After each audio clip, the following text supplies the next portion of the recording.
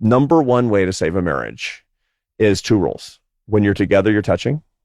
And when you're talking, you're staring at each other in the eye. How do you take a tense marriage and turn it to a happy marriage? What's the recipe for that? Well, there's a lot of patterns that you actually see in tense marriages. And most tense marriages just have to do with bad habits and laziness. So, for example, when a couple's on their way to divorce court, typically what they say, they have this thing that we call in psychology motive attribution asymmetry, is when two sides to a conflict both think I'm the one who loves, but that other person is the one who hates.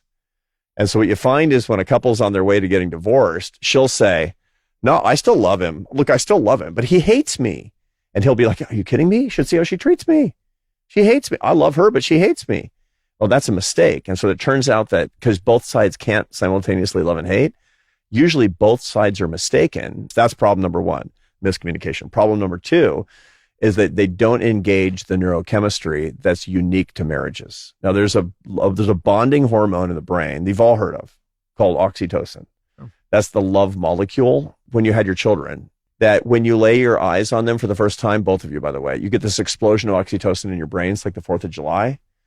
And evolutionary biologists say that that's so you don't leave the baby on the bus or something. But the truth of the matter is that's when that person becomes your kin. And a squalling infant who has no idea who you are, you die for that person. The number one way to save a marriage is two rules. When you're together, you're touching.